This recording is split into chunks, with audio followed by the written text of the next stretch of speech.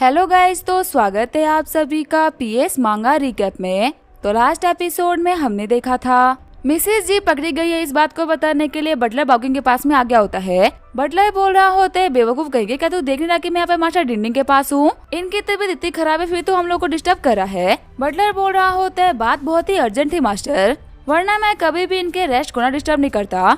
तभी बाउकिंग बोल रहा होता है, जो भी कुछ भोंकना है ना बाहर चल के भोंकना, मास्टर डिंडिंग को हम और परेशान नहीं कर सकते। फिर बाहर आने के बाद में बाउकिंग पूछता है, अब बताओ क्या हुआ है। ये मत बोलना कि मेरी वाइफ ने आम लोगों के सामने अपनी पावर का यूज कर लिया और कुछ आम लोगों को तो गुस्से में मार भी दिया। इसी वजह से कल्टीवेशन ऑर्गेनाइजेशन हम लोगों से सवाल करने के लिए आई है। मुझे पता ही था कि मेरी वाइफ गुस्से में ब्लैक ज़ॉम्बी किंग को लेके जा रही है, तो छोटे मोटे कांड तो होने ही थे। तभी कांपते हुए बटलर बोल रहा होता है, मास्टर आप बिल्कुल गलत सोच रहे हो, मैडम भी यंग मास्टर की तरह पकड़ी गई। बाउकिंग बोल रहा होता है, हकलाते हुए क्या बोल रहे हो, क्लियरली बोलो, मेरे को समझ में नहीं आ रहा। देखो अगर तुम मुझसे ये बोल रहे हो कि मेरी वाइफ 2 किरी फाइनल वाले बंदे से हार गई ना, तो इस बात को तो मैं बिल्कुल नहीं मानने वाला। मैं ये मान सकता हूँ कि वो बेवकूफ है और गुस्से वाली है, पर वो कमजोर है, इस बात को मैं तो नहीं मानने वाला। अपने घुटनों में बैठते हुए बटलर बोल रहा होता है, मास्टर मैं जो भी कुछ बोल रहा हूँ ना बिल्कुल सच बोल रहा हूँ।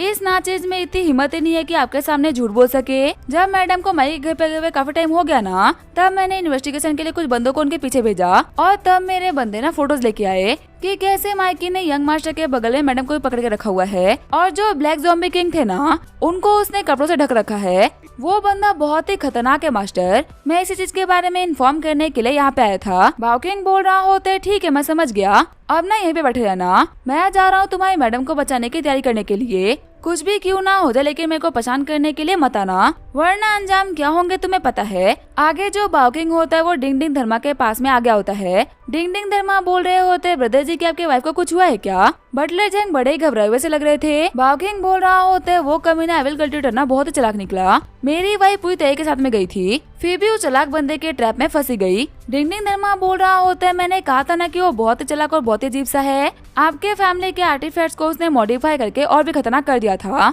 उस बंदे की स्ट्रेंथ उसकी बाजुओं में नहीं बल्कि उसके दिमाग में है और ये उसकी सबसे खतरनाक ताकत है। वैसे तो अब हम लोगों को ना काफी हद तक उसकी पावर का अंदाजा लग चुका है, तो फिर आखिर आपने क्या सोचा, उससे हम लोग कैसे डील करेंगे। बाउकिंग बोल रहा होता है, सच कहूँ मास्टर तो मेरे को ना आपसे एक और फेवर चाहिए था। डिंगनी धर्मा बोल रहे होते हैं, आखिर आप ऐसे क्यों पूछ रहे हैं, आपको जो भी कुछ बोलना है बोल दीजिए। बाउकिंग बोल रहा होता है, पूछना तो पड़ेगा ही ना, मैं तुम्हारी सोल जो बाहर निकालने वाला हूँ। अब मैं इतना बुरा इंसान नहीं कि मैं किसी को पूछे बिना ही ना उसे खत्म कर दूं। ये बोलते हुए डिंगनी धर्मा की बॉडी के अंदर से उसकी सोल को बाहर निकाल देता है। बाउकिंग बोल रहा होता है, तुम तो नहीं पर तुम्हारी ये सोल ना मेरे बहुत ही काम आएगी। वही डिंगनी धर्मा बोल रहा होता है, क्यों आखिर तुमने ये क्यों किया, मैं तुम्हें अपना भाई मानता था और तुमने मुझे ये बोल के मार दिया कि मैं तुम्हारे किसी काम का नहीं। फिर जो बाउकिंग होता है वो उसकी सोल को एक आर्टिफैक्ट के अंदर डाल देता है। बाउकिंग बोल रहा होता है, बटलर जैंग लोटस सेट को ना अभी के अभी एक मैसेज भेजिए, कहिए कि हमारी टेरिटरी के अंदर एक बहुत ही खतरनाक एविल कल्टीवेटर आ चुका है जिसने कि मास्टर डिंडिंग धर्मा को जान से मार डाला। उसने सिर्फ और सिर्फ उनको मारा ही नहीं बल्कि उनकी सोल तक को डिफाइन कर लिया है। वो कल्टीवेटर इतना खतरनाक है कि हमारी जी फैमिली से कुछ भी नहीं बिगाड़ पा रही,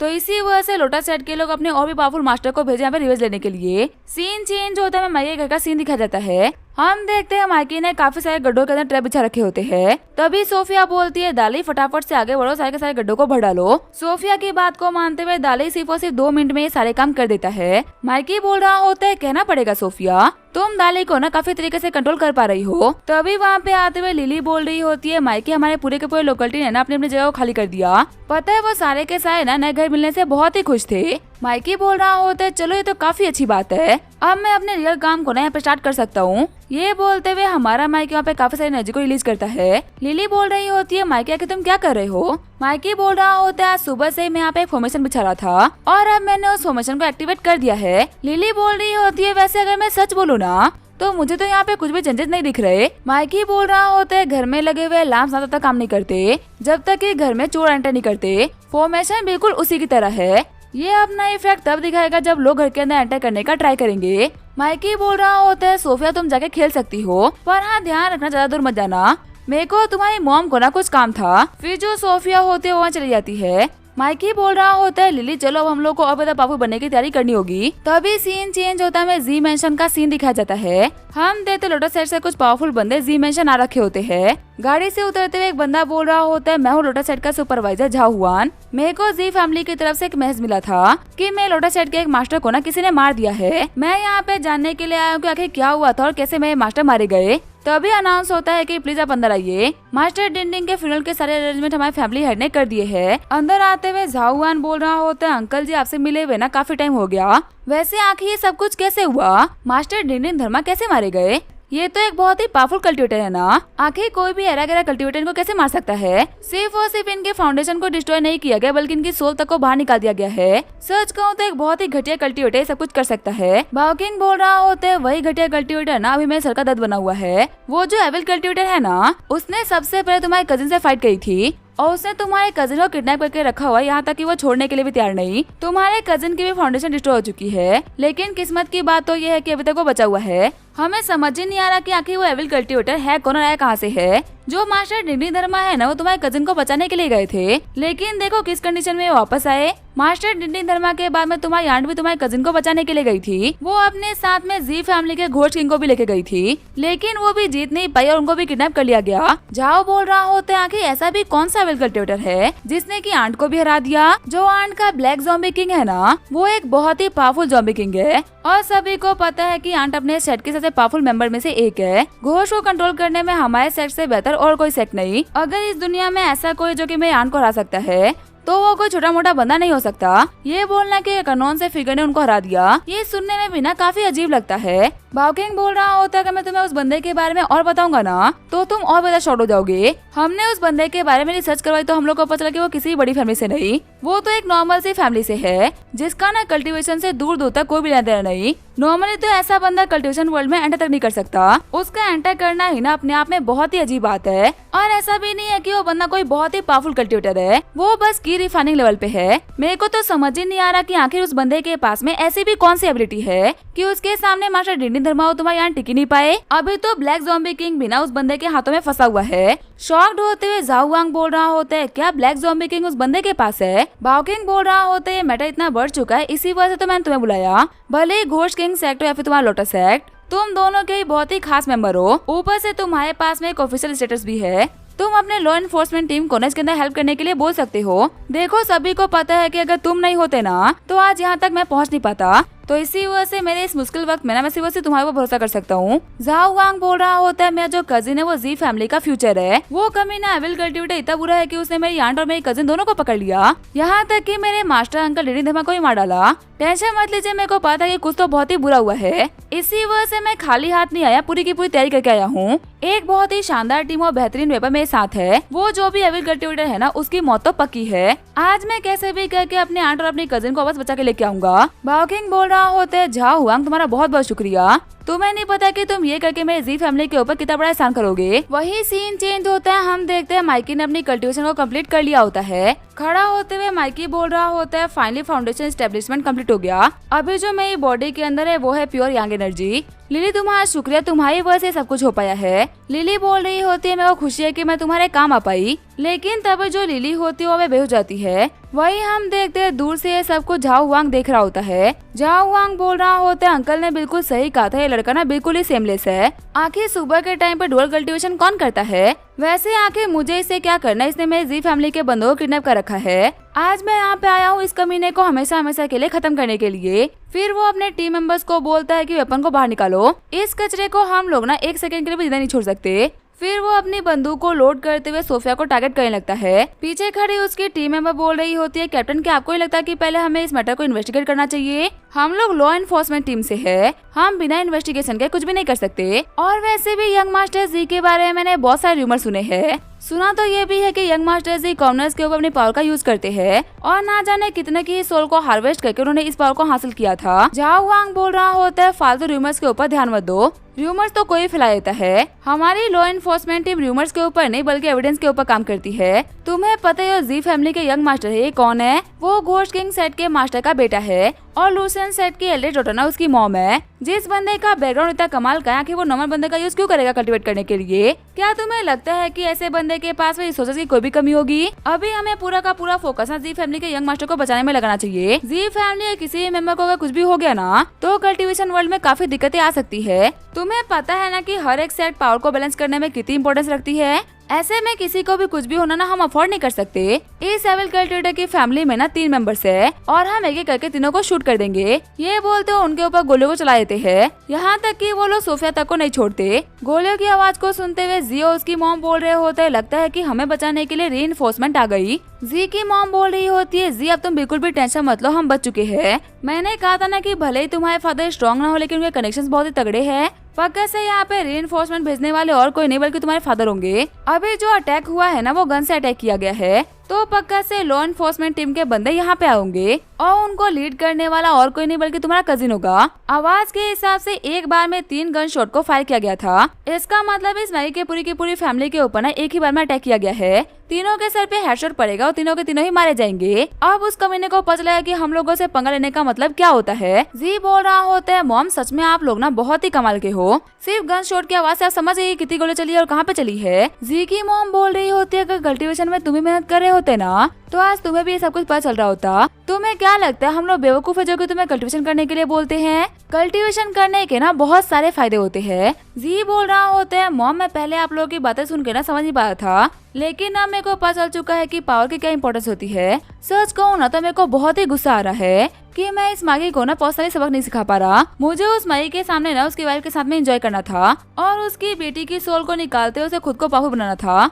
पर अफसोस की बात तो ये है कि वो तीनों के तीनों ही मारे गए। इनमें से मैं कुछ भी कर नहीं पाऊंगा। वही हम देते हो झाओ हुआंग होता है, वो काफी ज्यादा शॉक्ड हो गया होता है क्योंकि उसके फायर किए हुए गन शॉट की वजह से माइकी और उसकी फैमिली का कुछ भी नहीं हुआ होता। जब वो उन लोगों की तरफ देखता है तो उसको देखते हुए माइकी मुस्कुरा रहा होता है। झाओ वांग बोल रहा होता है, आखिर ये कैसे हो सकता है? हम सभी का निशाना बहुत ही पक्का है, हम जो कह सकते हैं।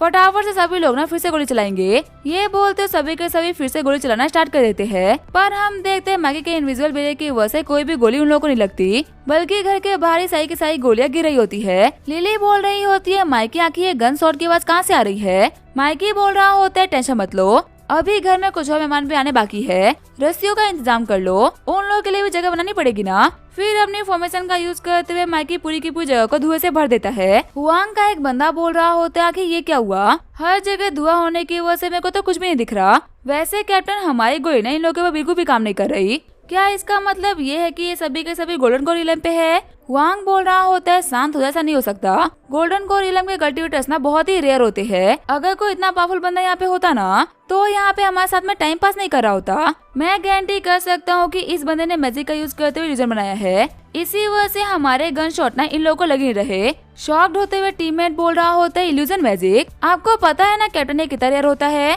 कुछ मेजर सेक्टर रॉयल फैमिली को छोड़ के ना इल्यूजन मैजिक और किसी के पास नहीं। हमारे ब्यूरो में भी हेड के अलावा ना शायद ये मैजिक किसी और के पास होगी। ऐसे में ये कहना कि एक अननोन से कल्टिवेटर के पास में ये टेक्निक है, ये बिल्कुल ही गलत होगा। और अगर सच में इस बंदे के पास में ये टेक्निक है ना, इसका मतलब ये बंदा कोई अननोन नहीं बल्कि बहुत ही बड़ा बिग शॉट है। हुआंग बोल रहा होता है कि तुम यहाँ पे किसी से घबरा रहे हो, इसने कोई बहुत ही बड़ी इल्यूजन मैजिक का यूज नहीं किया, बस धुआं किया है। मैं गारंटी से कह सकता हूँ कि ये किसी बड़ी फैमिली से नहीं। अगर ये किसी बड़ी फैमिली से होता तो ये डायरेक्टली हम लोगों से पंगा लेता, ना कि फालतू कामों में टाइम वेस्ट करता। और अगर ये किसी बड़ी फैमिली से है बिना तो मेरे को कोई फर्क नहीं पड़ता। मेरे को बस अपनी आंटी और अपने कजिन को बचाना है। अब हम सभी लोग यहाँ पे सोल ग्रेनेड का यूज करेंगे। चाहे ये लोग कितने ही पावरफुल क्यों ना हो, लेकिन इसकी पावर को नहीं संभाल पाएंगे। फिर वो सभी के सभी लोग अपनी अपनी ग्रेनेड लेकर तैयार हो गए होते हैं, लेकिन तभी हम देखते हैं उनमें से कोई गलती से ग्रेनेड को ड्रॉप कर देता है। घबराते हुए हुआंग बोल रहा होता है, बेवकूफ आके किसने ये कर दिया? हमने तो अपनी कब्र खुद ही खोद दी। तभी वहाँ पे ग्रेनेड की वजह से हुए धमाके की वजह से सभी लोग पहले हो जाते हैं और उनके हाथों से भी जो ग्रेनेड होती है वो जमीन पे गिर जाती है।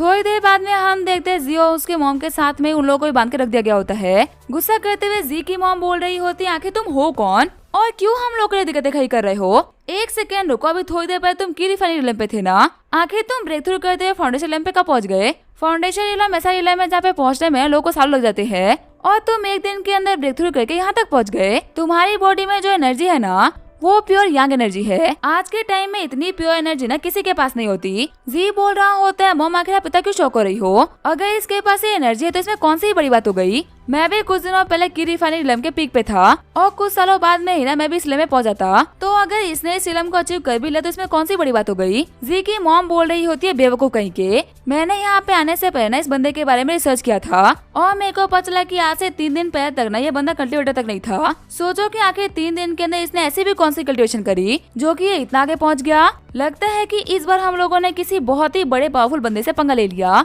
फिर जी की मॉम बोल रही होती है, क्या मैं जान सकती हूँ कि आखिर आप लोग हो कौन? मेरे को इतना तो क्लियर हो चुका है कि आप लोग ना बिल्कुल भी नॉर्मल लोग तो नहीं, आप लोग किसी बहुत ही बड़ी फैमिली से बिलोंग करते हो। सच कहूँ तो मैं और मेरे बेटे की आंख में पट्टी बंधी हुई थी, जिसकी वजह से हम आप जैसे महान लोगों को पहचान नहीं पाए। पर मुझे पक्का भरोसा है कि ग्रेट मास्टर हमारे बेटे को माफ कर देंगे। आप लोगों को जो भी कुछ चाहिए ना, बस हम लोगों से एक बार बोलिए, जितना हम लोगों के बस में होगा हम आपको सब कुछ लाके देंगे। माइकी बोल रहा होता है, फिलहाल तो मैं ये चाहता हूँ कि तुम अपना मुंह बंद रखो, मेरे को यहाँ पे थोड़ी शांति चाहिए। जी बोल रहा होता है, मॉम आखिर आप इतना पोलाइटली क्यों बात कर रही हो? और आपने इससे पूछा कि किसी हिडन फैमिली से है क्या? आखिर जो हिडन फैमिलीज होती है वो क्या होती है? जी की मॉम बोल रही होती है, तुम कह सकते हो कि मसल वर्ल्ड के अंदर ना हम एक नॉर्मल फैमिली है, और हमारी जो हेरिटेज है ना वो एक एंसेंट फैमिली के 5% भी नहीं। जो हिडन फैमिलीज होती है वो बहुत ही पुरानी फैमिलीज होती है, जिनके एंसेस्टर्स उनके लिए बहुत सारे सीक्रेट टेक्निक और ट्रेजर छोड़ के जाते हैं। हमारी छोटी मोटी फैमिली को एक एंसेंट फैमिली के सामने ना कंपेयर तक नहीं कर सकते। पहले जो हेवन और अर्थ था ना वो एक ही था,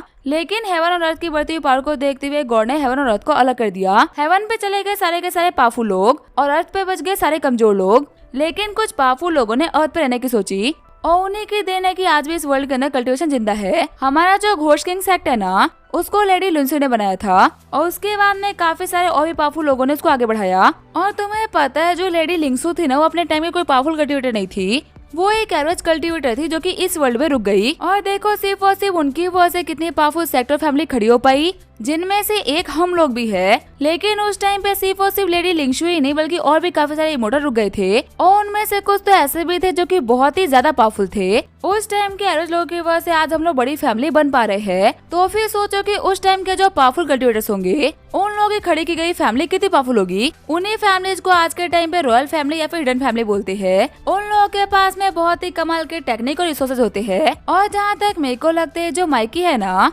ये भी पक्का से किसी न किसी हिडन फैमिली से बिलोंग करता है। तुम देख सकते हो कि हमारे कल्टीवेशन में कितना बड़ा गैप था, फिर भी इस माइकी के हाथों हम सभी हार गए। ये हम लोग को माइकी है नहीं बल्कि इसकी हिडन फैमिली की पावर ने हम लोग को हराया है। जी बोल रहा होता है, आखिर ये कमीना हिडन फैमिली से कैसे हो सकता है? ये तो एक कचरा जिसको मैं मसलने के लिए आया था। जी की मॉम बोल रही होती है, शांत हो जाओ। जिंदगी में ना कुछ ऐसे भी लोग होते हैं जिनको हम ऑफेंड नहीं कर सकते, खासकर वो लोग जिनके बारे में हम कुछ भी नहीं जानते। उनको तो ऑफेंड करना बहुत ही बड़ी बेवकूफी होती है। वहीं दूसरी तरफ हम देखते हैं माइकी को जो कि लिली से पूछ रहा होता है कि ये क्या चीज है। लिली बोल रही होती है, इस चीज को ना गन बोलते हैं, इसके अंदर से बुलेट्स निकलती है और हम इसकी हेल्प से दूर खड़े बंदे को मार सकते हैं। इसमें कोई मैजिकल पावर नहीं लगती है, पूरा का पूरा साइंस का कमाल है।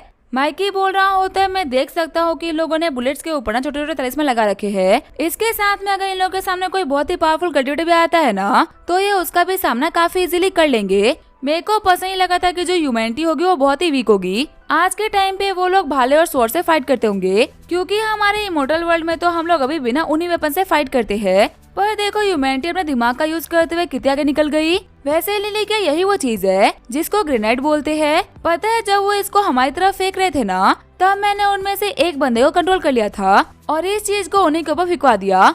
पता है इतनी छोटी सी चीज के अंदर से ना बहुत ही बड़ा धमाका हुआ था। ये छोटी सी चीज तलिस्मान के मुकाबले बहुत ही ज्यादा पावरफुल है। सच कहूँ तो मेरे को तो आइडिया भी नहीं था कि इन लोगों के पास में कितनी पावर है। ये तो बहुत ही अच्छी बात है कि मैंने वक्त से पहले फॉर्मेशन लगा दी, वरना आज हम लोग का जितना बिल्कुल ही इम्पॉसिबल था। तभी झाओ वांग बोल रहा होता है कि तुम लोगों ने यहाँ पे कैसी फॉर्मेशन का यूज किया है? मेरी टीम में जितने भी बंदे काम करते हैं ना वो सभी के सभी मास्टर क्लास के स्नाइपर्स है और उन लोगों को हर दूसरी माइंड कंट्रोल के खिलाफ ट्रेनिंग दी जाती है। फिर भी तुमने इतनी दूर से मेरे एक बंदे का माइंड कंट्रोल कर लिया और हमारी गोली तुम्हारी बॉडी तक पहुंच ही नहीं पाई। माइकी बोल रहा होता है, मैंने अपने घर के आसपास में एक 8 लेयर की फॉर्मेशन बनाई थी और इस फॉर्मेशन को बोलते हैं द 8 गेट्स ऑफ हेल। इसकी पावर यही होती है कि दूर से कोई भी एनिमी ना हमारे लोकेशन के बारे में पता नहीं लगा सकता। अगर ये फॉर्मेशन एक्टिवेटेड है ना तो लॉन्ग रेंज से आपके ऊपर अटैक नहीं हो सकता। और दूसरी सबसे कमाल की बात तो ये है कि 8 लेयर होने की वजह से ज्यादा स्ट्रॉन्ग भी होता है। जो आखिरी लेयर होती है वो इतनी पावरफुल होती है कि धमाके तक को रोक दे। तो फिर छोटी मोटी बुलेट को रोकना तो कौन सी बड़ी बात है। तुम लोग को पता है तुम लोग ना बहुत ही जल्दी हार गए, वरना अभी तुम लोग को मेरे फॉर्मेशन के ना और भी कई कमाल देखने को मिलते। चिढ़ते हुए झाओ वांग बोल रहा होता है, तुम यहाँ पे बकवास कर रहे हो। जो सबसे पावरफुल फॉर्मेशन होती है ना उनमें भी सिर्फ और सिर्फ 3 लेयर्स ही होती है। पूरी ह्यूमैनिटी में ऐसा कोई भी नहीं है जो कि 5 लेयर की फॉर्मेशन को बना पाया हो और तुम यहाँ पे क्लेम कर रहे हो कि तुमने 8 लेयर की फॉर्मेशन को बना दिया। अगर तुम्हें यहाँ पे फेंकनी है ना तब तो तुम कुछ भी फेंक सकते हो। अब तो तुम यहाँ पे यही बोलोगे कि तुम कोई इंसान ही नहीं हो बल्कि हेवन से आए हुए गॉड हो, जिसको पहचानने में हम बेवकूफों ने गलती कर दी। माइकी बोल रहा होता है, गलती से ही सही लेकिन तुमने बात बिल्कुल सही करी है। जिसके सामने तुम लोग घुटने टेकते हो, अगर तुम लोग उनको भगवान मानते हो ना, तो फिर हाँ मैं तुम लोगों के लिए भगवान ही हूँ। जी की मॉम सोच रही होती है पक्का से ये मास्टर ना कोई बहुत ही बड़ी फैमिली का हिडन मास्टर है, इसी वजह से बिल्कुल भी बैक ऑफ करने के लिए तैयार ही नहीं। चिल्लाते हुए जी की मॉम बोल रही होती है नेफ्यू शांत हो जाओ, ऑलरेडी हम लोगों ने मास्टर को बहुत ही गुस्सा दिला दिया है, अब इनको और ऑफेंड मत करो। जहाँ तक मुझे पता है ना शायद से किसी हिडन फैमिली के यंग मास्टर है। हुआंग बोल रहा होता है अगर ये है भी तो इसे क्या ही फर्क पड़ता है, हमें पकड़ के ना ज्यादा एरोगेंट मत बन। मैं अपनी टीम का प्रोफेशनल हेड हूँ, जब हमारी टीम वापस नहीं जाएगी ना तो हम लोग को ढूंढते हुए और भी पावरफुल मेंबर्स आएंगे। अगर तुझे मुझे मारना है तो मार दे, मुझे कोई भी दिक्कत नहीं, क्योंकि मुझे इस बात की गारंटी है कि मेरे को मारने के बाद में तू भी नहीं बचेगा। आज से 100 साल पहले हिडन फैमिलीज ना बहुत ही पावरफुल हुआ करती थी और हमारे पास में इतना पावर नहीं था कि हम उनको ऑफेंड कर सके, पर अब हमारे पास में ऐसे ऐसे वेपन्स आ चुके हैं ना कि हम बड़ी बड़ी हिडन फैमिलीज को खा के बदल दे। तो ऐसे में अब हम लोग को ना तुम लोगों से डरने की कोई भी जरूरत नहीं। माइकी बोल रहा होता है आखिर तुम इतना है कि क्यों सोच रहे हो, मैं तो तुम्हें वैसे भी छोड़ने वाला हूँ। खुश होते हुए जी और उसकी मॉम बोल रहे होते क्या सच में आप हम लोग को छोड़ने वाले हो। हुआंग बोल रहा होता है ये बात ना मेरे को हजम नहीं हुई, तुम्हें देख के मेरे को ये पता चल चुका है कि तुम लोमड़ी से भी ना बहुत ज्यादा चालाक हो, इतना इजीली तुम हम लोग को जाने नहीं दोगे, तो फिर आखिर तुमने ये बात कही क्यों। माइकी बोल रहा होता है पहले मैं तुम लोग को मारूंगा, उसके बाद में तुम्हारे लोग मुझे मारने के लिए आएंगे। अगर मैंने यहाँ पे तुम लोग की जान ले ली ना तो फिर ये सिलसिला कभी रुकेगा, और अगर सच कहूँ तो तुम लोग को मार के ना मुझे अपने हाथ गंदा करने का या फिर अपने कर्मों को खराब करने का ना कोई भी शौक नहीं। तुम लोग यहाँ पे आए थे मेरी फैमिली के ऊपर अटैक करने के लिए, और एक अच्छे फैमिली मैन के तौर पे मैंने अपनी फैमिली को सिर्फ और सिर्फ प्रोटेक्ट करा। मैं एक बहुत ही अच्छा इंसान हूँ, इसी वजह से मैं तुम लोग को छोड़ रहा हूँ। देखो ऐसा बिल्कुल भी नहीं है कि मैं तुम लोग को फ्री में छोड़ने वाला हूँ, मैं तुम लोगों से कुछ अच्छे हर्ब्स और कुछ रिसोर्सेज लूंगा, पर अपनी फ्रीडम के बदले में तुम लोग मेरे को ये तो दे ही दोगे ना। जियो उसकी मॉम खुश होते हुए बोल रहे होते आपको जो भी कुछ चाहिए ना हम आपको दे सकते हैं, बस प्लीज हम लोग को छोड़ दो। तभी सीन चेंज होता है, में जी फैमिली का सीन दिखाया जाता है। हुआंग के साथ ही माइकी ने लेटर को बाकिंग को पहुंचा दिया होता है। हुआंग बोल रहा होता है अंकल मुझे माफ कर दीजिए, आपका ये नेफ्यू आपके उम्मीदों पर खड़ा उतर नहीं पाया।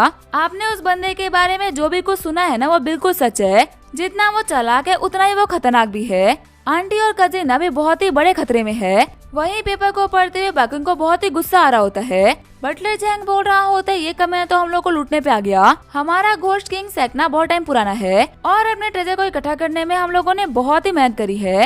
यंग मास्टर और मैडम को छोड़ने के बदले में यह हम लोगों से ना आधा ट्रेजर मांग रहा है, हम एक बार में उसको इतना कुछ नहीं दे सकते ना। तभी फैमिली हेड बोल रहे होते हैं दे दो, हमारे पास और कोई भी ऑप्शन नहीं। जैंग बोल रहा होता है कैसा रहेगा कि अगर हम लोग इस चीज के बारे में पहले आपकी मॉम से बात कर ले, उसके बाद में कोई भी डिसाइड करना सही रहेगा क्या। बाओकिंग बोल रहा होता है क्या तुम मेरी मॉम के बारे में बात कर रहे हो, क्या तुम्हें नहीं पता कि वो कितनी गुस्से वाली है, अपने ग्रैंडसन को ना अपने जान से बढ़ के प्यार करती है। अगर उनको पता चल गया ना कि उनके ग्रैंडसन के ऊपर इतनी दिक्कतें आ गई है तो वो यहाँ पे खून की नदियां बहा देंगी। फालतू में मेरे को कोई भी दिक्कत नहीं चाहिए, उनको मैं बताना। अगर वो यहाँ पे आएंगी ना तो सबसे बड़ी प्रॉब्लम मेरी फैमिली हेड की पोजीशन पे आ जाएगी। जाओ जाके उस माइकी ने हम लोगों से जो भी कुछ मांगा है ना वो सब कुछ तय करवाओ, आगे क्या करना है मैं सब कुछ प्लान कर लूंगा। हुआंग बोल रहा होता है अंकल क्या सच में आप सब कुछ देने वाले हो। बाओकिंग बोल रहा होता है मेरे बच्चे जिंदगी में ना हर जंग जीती नहीं जाती और कभी कभी हार के जीतने वाले को बाजीगर कहते हैं। हुआंग बोल रहा होता है अंकल मुझे समझ में नहीं आ रहा क्या कि आप क्या बोलना चाहते हो, आखिर एक एविल ग्लैडिएटर के हाथों हम कैसे हार सकते हैं। आप जी फैमिली के हेड हो और मैं लॉ एनफोर्समेंट का कैप्टन हूँ। एक एविल ग्लैडिएटर जो कि ना जाने कहां से आया वो आज यहाँ पे आके हम लोग को दबा रहा है। मैं अथॉरिटी से बात करूंगा ताकि वो बहुत ही पावरफुल लोगों को यहाँ पे हेल्प के लिए भेजे। आप बिल्कुल भी टेंशन मत लो, मैं जी फैमिली की फाउंडेशन पे ना आज तक नहीं आने दूंगा। बाओकिंग बोल रहा होता है मेरे प्यारे नेफ्यू मुझे पता है कि तुम बहुत ही अच्छे हो और तुम मेरे सर को झुकते हुए नहीं देख सकते, पर तुम मेरी बात मानो मैं कोई अच्छा इंसान नहीं और ना ही कोई बेवकूफ हूँ जो कि सब कुछ ऐसे ही लुटा देगा। मैंने एक तरीके से प्लान करके डिसीजन लिया है। अभी थोड़ी देर बाद में माइकी सभी लोगों को लगेगा ना कि वो जीत गया, लेकिन रियलिटी तो ये है कि वो हमारे ट्रैप में ना और भी गहरा फंस गया। अभी तक वो चाल चला था और हम बेवकूफ बन रहे थे। अब वक्त आ चुका है हमारा प्लानिंग प्लॉटिंग करने का। सीन चेंज होता है, हम देखते हैं माइकी की पूरी फैमिली को जो कि बैठ कर डिनर कर रहे होते हैं और माइकी और लिली फाउंडेशन इलम के मीट स्टेज पहुंच गए होते हैं। लिली बोल रही होती है माइकी तुम जब से वापस आए हो ना तब से सिर्फ और सिर्फ फाइट कर रहे हो और हम लोग को प्रोटेक्ट कर रहे हो। इन सच्चों की वजह से मैं तुम्हारे पास्ट लाइफ के बारे में पूछना ही भूल गई। मेरे को जानना है कि आखिर हेवंस कैसी दुनिया है और वहाँ पे चीजें कैसे चलती है। माइकी बोल रहा होता है चलो से तुम्हें हेवंस में कैसे इंटरेस्ट आ गया। सोफिया बोल रही होती है हाँ डैड मेरे को भी हेवंस के बारे में जानना है, क्या वहाँ पे भी सभी लोग हमारी तरह टेस्टी बोल्ड एग खाते हैं क्या। तभी माइकी अपने प्लेट से निकालते हुए बोल्ड एग को सोफिया को दे देता है। माइकी बोल रहा होता है वो वर्ल्ड ना बहुत ही अमेजिंग है, तुम ऐसा भी कह सकती हो कि इस वर्ल्ड में जो भी कुछ है ना उस वर्ल्ड में यहाँ से 10 गुना बेहतर है। जब हमारी पूरी फैमिली पावरफुल बन जाएगी तो हम लोग पक्का से वहाँ पे चलेंगे, और तब तुम खुद ही देख लेना कि आखिर वो जगह कितनी अमेजिंग है। लिली बोल रही होती है, माइकी अगर सब कुछ इतना ही अच्छा था तो फिर आखिर तुम मरे कैसे? तुमने तो कहा था कि तुम बहुत ही पावरफुल थे। माइकी बोल रहा हो तो चालाकी के सामने ना बड़े बड़े पावरफुल लोग नहीं टिके, और उन्हीं पावरफुल लोगों में से मैं भी एक था। हेवंस का ना सिर्फ और सिर्फ एक ही रूल था, जो पावरफुल है वो वीक को दबा के रखेगा। इसी वजह से सारे के सारे हेवंस के बंदे पावरफुल बनने के रास्ते पे निकल पड़े। अब वो रास्ता सही हो या फिर गलत, इसे कोई फर्क नहीं पड़ता, सभी को सिर्फ और सिर्फ पावरफुल बनना था।